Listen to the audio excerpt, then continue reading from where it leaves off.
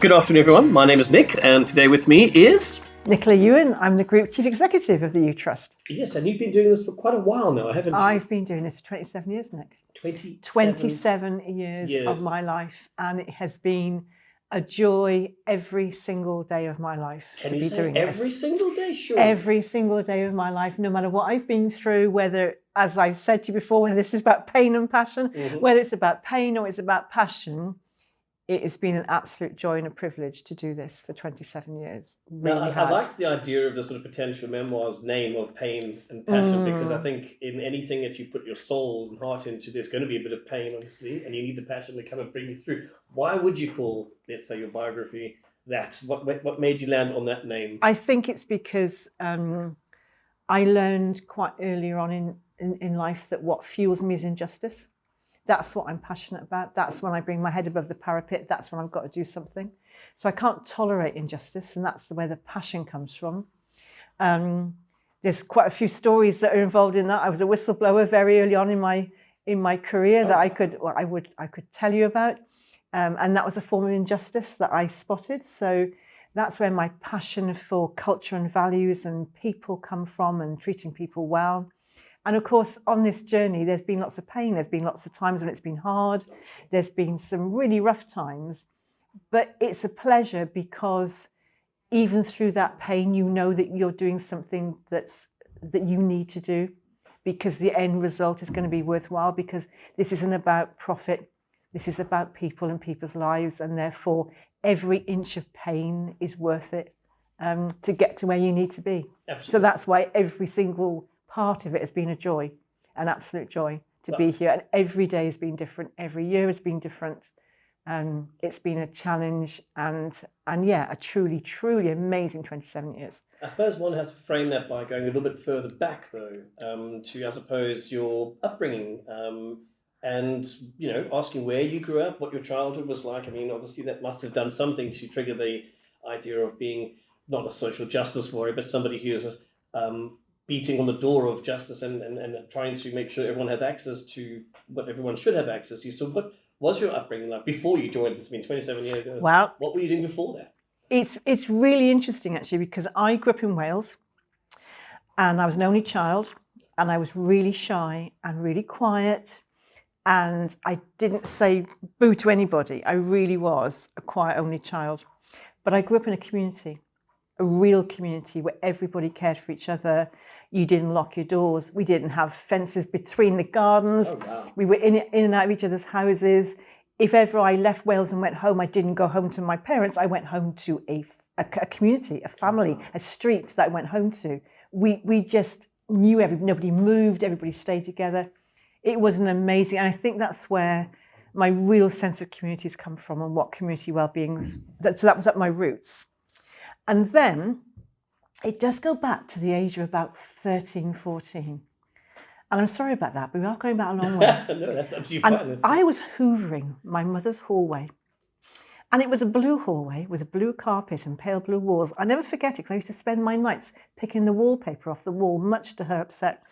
And this day I decided to hoover the hallway. And something happened to me. I don't know what it was. It came to me. I'm not going to say it's in any way spiritual, but something said to me, "You're going to be a nurse." And I thought, how disgusting. I do not want to be a nurse. At that age, librarian, lawyer, journalist was where I was going. Nurse? I don't think so. And I rejected this idea. But this voice kept saying to me, "You're going to be a nurse." So I went through my school years. I went to university. I ended up doing a degree in politics at university, which I found very interesting. And then it's a number of other stories before we get to, obviously, where I am today, which is I never ended up being a nurse, but I ended up working in a very, very, very similar profession. And it's a bit like it got me in the end. It got me in the end. It got me in the end. So would you like me to tell you my stories about how I actually ended up doing this work? Because that is quite a story in itself, and links back to the whole episode of whistleblowing, really. Yes, absolutely. I mean, you just mentioned you did a degree in politics, which I find quite an important thing you more than likely need in this field. So obviously it sparked something in you. What happened? What after you left university, or maybe even before then? No. I left university, and in those days, bearing in mind a long time ago, there was something called the milk round. I'm not sure if it still exists. And all the businesses, all the big businesses came to the university. They had stalls, they arranged interviews, and you kind of like went through the milk round and you got your interviews. And I'm not going to say who this company was because A, they no longer exist. But B, I went onto a management training program with a major national retailer, and that was the job I got. And I started working for them, and it was okay. And after going through an induction period, don't forget I was 21 years old, they put me in a store managing 16 people with no management training whatsoever. And their agenda as a retailer was profit, profit, profit, profit, profit, sales, sales, sales, sales, sales. And they didn't care at what cost they drove people or how you treated your staff. And that was my first point of injustice. And I went from being this really quiet, shy human being to going to a management meeting, never forget it, a management meeting at Guildford, and stating to the managers that were there above us how appalling it was to work for the organisation. And I'd never opened my mouth before. You know, I used to go to university seminars and I'd sit there dreading it. I'd go sick rather than go to a seminar in case I had to speak. And it was a terrifying experience. And yet, because I was so incensed by what was going on, I said, and they ignored me. So I thought, well, in that case, I'm going to go to the university, to the milk round, and tell them that they should never allow this employer ever again to be involved in the milk round, and no one should ever work for them ever again as a graduate because they're such an appalling employer. So I did that, and you can imagine they weren't very impressed. I'm sure they weren't. No, so I got hauled in, and they told me how unimpressed they were with me and how I brought them into disrepute. But they didn't sack me. And I'm really surprised they didn't in a way, but they didn't sack me. They just told me off, told me to get on with it. And I was mortified. And I got on the train back home to Wales, the Intercity 125 in those days, back down to Wales, sobbing my heart out. Oh, shame. And my mother was a very wise woman. And I walked in and said, oh, this has been awful. Guess what's happened? And she said to me, well, my girl, it's a lesson for you to learn. You will never change anything by fighting from the outside. The only way you will ever change things is by forming brilliant relationships with people. And when they trust you, they'll change. So Monday morning, you go back to work, you put a smile on your face, you do a good job, and you get them to trust you. And then when they offer you promotion, you put two fingers up and you walk out. And so in my tail between my legs, I went back to work on Monday morning. I had to grin and bear it and put a smile on my face with these horrible managers above me, who were just vile to everybody. And I did. And I worked there for a year. And in the June it was, I can't remember the year now, June 1982 maybe it was, they offered me promotion to a store on the south coast, not a million miles from where we're sitting actually. And I put two fingers up and walked out the door. Oh, you didn't? I did. I actually did it. And it was the best thing I ever did. And I sat there and thought, now what am I going to do? And the one thing I knew was, at that very young, passionate kind of age where standards mattered, I didn't want to work for profit. To me, I'd done that. I hated the thought of driving people to line somebody else's pockets. I knew I needed to work in an environment that was socially aware, that cared about people. And I knew how to be a really bad manager because they taught me how to be an atrocious manager. Well, you had exactly. So I thought to myself, I'm going to go back to college and I'm going to learn how to do it properly because I've got loads of examples of how to do it badly. So I went to Bristol Poly, as it was in those days, and I did a management course. And it was the best thing I ever did, better than my degree, better than everything, because I learned about contracts and HR and finance, and I learned about management and everything about business. And I had to set up and run a business, and I had to go and get funding for it from a bank, and did all of that in a year. And I absolutely loved it. And did that for a year, went back home to live with my parents, which was torture. And at the end of that year, I was very lucky because I got married. And my darling husband, with whom I've been married for 40 years this July. Wow, 40, I know, long service medal due. That's almost as old as me. This July, 40 years. we got married, and it was July 1983, and I moved down here. And then it was, well, now what am I going to do? And I just didn't know. I was So you lost. moved from Wales to where, sorry? From Wales down to Woodmancote, Okay. near Chichester. I moved. My husband works for the MOD. He's been there all his life, so I moved down here. And a good friend had come to stay, and he said to me, you know what you should do? He said, the government's got this programme now. They're going to close all the long-stay hospitals, and they're going to move people into the community. There's something new. You can tell how long ago this was. There's something new called community care. And it's going to change the way things are provided in this country. His dad was a dentist, so he kind of knew this stuff. He said, why don't you try and get a job doing that? He said, I think you'd really like it. So I thought, that sounds interesting. Okay. And then a job came up at the old Chichester Health Authority, covering maternity leave. And I literally had no clue what to do. Not a position as a nurse. Then. No, it wasn't a nurse. It wasn't in the planning department. But, you know, it was the right environment. So I applied for that and got it. And I covered maternity leave for 6 months. And it was glorious because I worked for a director of planning who was lovely, who treated people well. I worked actually really closely with the chairman of the health authority, which was in those days was called Dame Alison Monroe. And she was an amazing woman, absolutely amazing. I took tea with her in her lounge with the silver cups and saucers and everything. It really was an amazing time. And I worked there for 6 months and loved it. And after 6 months, of course, the person came back from maternity leave and they said to me, would you like to stay? Because we've got an opening at Graylingwell Hospital, that's fortunate. Which was the old psychiatric hospital. And we've got the first money ever by the government to move people out of long-stay hospitals. It's called community care. And it's going to be evaluated by the University of Kent. Would you like to go and do it? And I said, I'd love to. And they said, yes, but you've got to remember you're going to a hospital. They are a family there. It's very different to working here. And I went, no, I want to go. I'd love to go. They went, yeah, but it's very different. I went, no, I want to go. Oh boy, it was different. It was so different. My memories of that, the early days, are of all the walls being painted bright orange, which they told me was called psychiatric orange. It was horrible. Oh my. The cockroaches that ran across the floor, and used to crunch down the corridor in the morning, and people had been bitten in their beds at night. I mean, it was alive with cockroaches. Is this Graylingwell, sorry? It's at Graylingwell, yeah. I mean, feral cats everywhere, and being given a big bunch of keys, and you locked all. Sort of matron. Yeah, no, you locked all the doors behind you, and it was such a shock. And I was working on a program to move 36 people out of hospital. And that's when my second button for injustice had been pressed, because I will recall a wonderful lady who will have passed away now, so I will use her name. Her name was Anne Catter.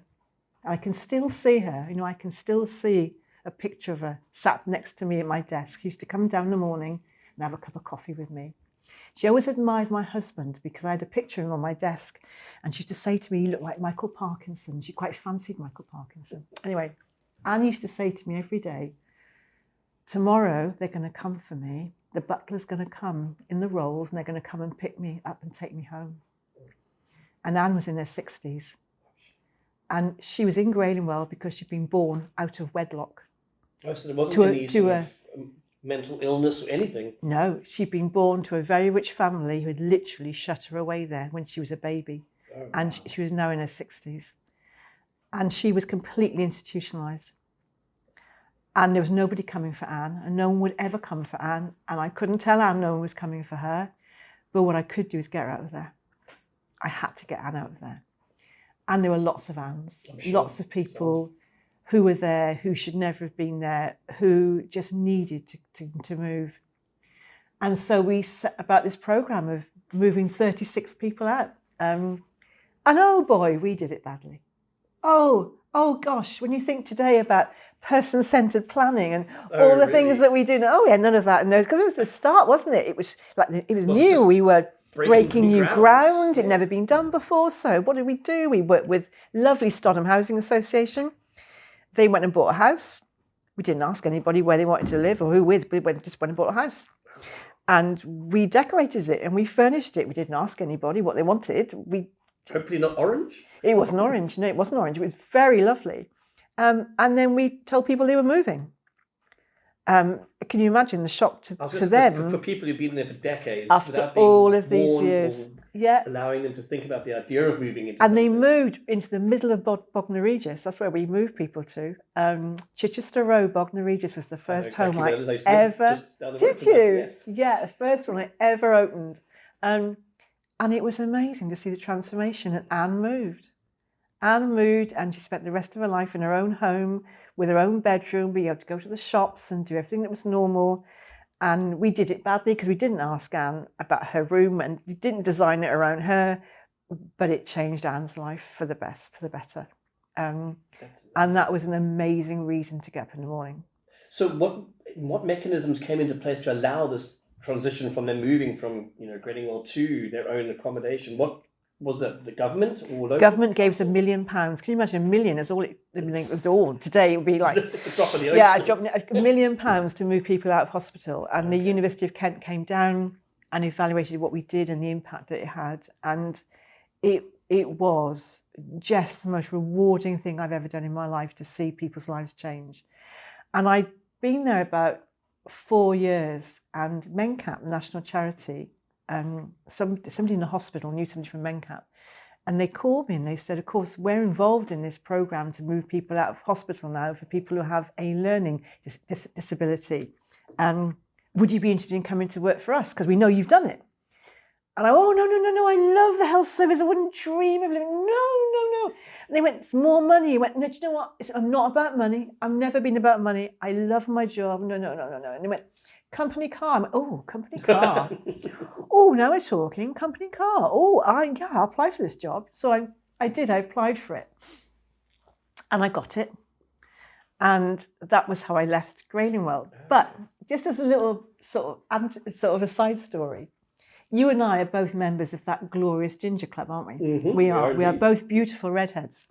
And I'm obviously talking about you being beautiful, but we're both beautiful redheads. And I got a phone call from the woman from MenCap, and she said to me, I don't want you for the job. You're not my choice. But the other panel members really like you and they know your work, so I'm going to go with it, but you're not my choice. Oh. And I said, I'm really sorry. Why is that? What did I do wrong at interview? No, nothing to do with that. You've got ginger hair. And I said, yeah, I realised that. Well, clearly you have a very bad temper, and therefore that's a problem. And I said, actually, I don't have a bad temper. I'm quite calm. No, you do. And so this is the deal. I will offer you the job on condition you agree that when you lose your temper, I will drive to any motorway service station in the country that you name, and I will calm you down. And my memory went back to my mother saying to me, you've got to work with everybody. And that's what you've got to do. That's the challenge in life, whoever they are. Oh, I've got many more stories by her. You've got to work with everybody. And so I thought, right, she's my challenge. She's going to be my boss, but I can do this. So I said, that's the deal. Knowing what's this driving to the stations because obviously she covered a lot of the UK, and we did a lot of travelling in those days, and I see. And so I would go to a nearest motorway, car over, obviously brimming with rage, and she would calm me down. So I accepted the job, and I went to work for MenCap, and I was there for nearly 10 years. 10 years before I came here, and loved it, and it was the best thing that ever happened to me. I don't know if you know MenCap as a charity, but they have a lot of MenCap societies. I don't know, yes. They're affiliated bodies. So there was a Chichester MenCap society, and the guy who was the chair said, I can provide an office because my son's a lawyer. He'll give you a room in his legal practice in Emsworth. Well, Emsworth's on the coast, beautiful environment. I thought, this is wonderful. Got a company car, more money, beautiful. So I turn up on my first day, they show me the office, and there's a bucket that's catching the leak that's coming through the ceiling. And the toilet for everyone to use, they have to walk through my office to get to the toilet. So he goes, this is the office. There's a filing cabinet and a desk. So that's all you'll need then. Main cap will be down in 3 months to see how you're getting on. And that was my induction. So they just popped you away. They popped me away and they said to me, which was very funny, if you'd like a secretary, stick a card in the newsagent's window and you can employ somebody. I thought, I'm not sure what to do, but anyway. So I sat there at this desk in Emsworth thinking, what do I do now? Because I don't know anybody. I've not got any induction. I've got empty filing cabinet, empty desk drawers. And I thought, well, I know what to do. I know to move people out of hospital. I know I've got to get some houses. I know who to go and talk to. I'll just go and do it then. And also empty the bucket every now and again. And empty the bucket every now and then. They did actually repair the leak in the ceiling eventually. But do you know what? It was like somebody saying to me, there's a business idea, effectively, go and do it. Wow. So you're on your own. Autonomy, then You're on your own. Go and do it. No help and support. And I was 28 then? Go and do it. And so it was either sink or swim. No choice. But I thought, I know everybody. So I called on all my contacts. And we opened Ellisdale Road in Bognor Regis about a year afterwards. And we opened a few more services in West Sussex. I was there for about 2 years. All based in the Emsworth office? I was based in Emsworth. We opened them all in Bognor Regis, but there's a couple of stories to be told about some of that. So in those days, this sort of work was very female dominated. Oh, really? Okay. Okay, so it was women tended to apply for the jobs, not men. So the said woman who offered me the job, I had employed a man to run Ellisdale Road. Scandalous, even. It was truly scandalous. She called me. I understand you've employed a male manager. I have, I said. Isn't it amazing? No, clearly he's a paedophile. Oh, my. And he's going to start a paedophile ring. You must sack him immediately. You're kidding me? No, I am not. Is this the direct boss that This made is the my comment boss. about the red hair? This is the red-haired woman. I said, I am not doing that. I am not sacking him, and he's not a paedophile. And he's bound to be. He's bound to be. Sack him and put the phone down. Oh, my goodness. So, given the fact that I was by this time quite self-sufficient, I ignored her. I thought, well, I'm not doing that. I ignored her, and I continued to employ the staff team. And because I think we had 4 women living there and 4 men, I employed 3 men and 3 women. Makes sense, yes. Makes sense. Balanced team. I had another phone call. I understand you've employed more men. I said, well, the reason is we have a balanced, sort of female to male population living there. I want a balanced team, so I have employed. You do realise they're all part of this paedophile ring, don't you? I said, no, they're not. Oh, my goodness. I've just employed them. Right, sack all of them. I want them all gone, get all of them gone, and only employ women. Needless to say, I didn't do any of those things. The one thing she did teach me, she taught me she taught me about money, she taught me about finance, she taught me how to do a budget, and she taught me about how to raise money and income. So that was a good thing. But I did ignore her, and she didn't press the matter. But she did do something dreadful with a cat. Oh, no. So before I left, I remember sitting in this office in Emsworth, and I got a letter from my mother. And this letter was a letter of complaint about how I'd killed her daughter's cat. You'd killed the daughter? I'd killed the cat. Sorry. I'd killed the cat. Oh, my goodness. And how disgusting it was. And we had a house in Haywards Heath. And there was a young woman that lived there, and she was very independent, and she got herself a lovely kitten. And I'd been up there, and I'd seen her and the cat, and it was beautiful, and she was looking after it, and it was wonderful. Unfortunately, the person who was my boss had been to the house and seen the kitten, and the kitten was not quite trained and had gone to the toilet on the carpet. Oh, no. And so she decided the cat had to be put down. And so she entered the house whilst the person was out, and she took the kitten and had it put down. And then she wrote to the mother a letter from me, forging my signature, to say that I'd had the cat put down, which is why the mother complained to me that I'd killed the cat. I'm actually in shock. I can't believe that. Indeed. I did complain that had happened. Yes, but these are kind of some of the things that, going back to my mother saying to me, you have to work with everybody, in all situations, I kind of dealt with and just carried on. And then what came up was to run Hampshire, because Hampshire was just more established, bigger. And so I left West Sussex and I ran Hampshire. And then I was really left alone for nearly 8 years. Hopefully not too many accusations of hiring men. Because no of accusations, rules. none of that. It was 8 glorious years, and we got to 280 staff, over 40 services. It was huge. We were opening them at rate of knots. And was that focused exclusively on people with learning disabilities? It was all, yes, it was all. And it was right across Hampshire, Southampton, Portsmouth, right across Hampshire, Basingstoke, everywhere. I had 2 assistant area managers working for me as well. It was wonderful.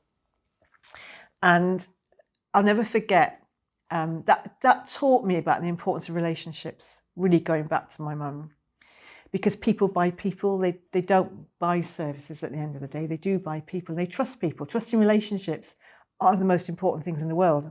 At the time, Mencap was thinking about doing a national restructure.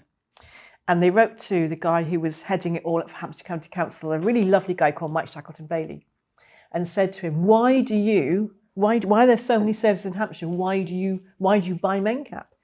And he wrote back and said, I don't buy Mencap, I buy Nicola Youern. At the time, it was Sally Hutfield and Malcolm Ashton. I'd buy them. And that was a real worry to Mencap, the fact that it was people, it was us. Mm-hmm.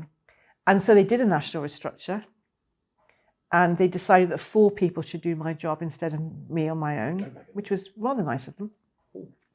And so I left that, and I did business development for the whole of the south of England, basically, and changed. And it was at a time when I had 2 young children, I was travelling a lot. And whilst I loved doing that, because I love setting up new things, that's what I'd always done, I knew that I just couldn't carry on doing that for the future with huge amounts of travelling with 2 tiny, tiny children. And that was how I came to be here. But that's another episode, is it? Well, thank you very much, Nicki. It's my pleasure. That is a really fascinating deep dive into some very interesting stories that have led There's more to come. Yes, there is indeed. This is the first part of a series, and we will hopefully have the others up shortly. But yes, thank you very much for this, and we'll My listen to pleasure. you I've soon. really enjoyed talking to you. Thank you very much. Thank you.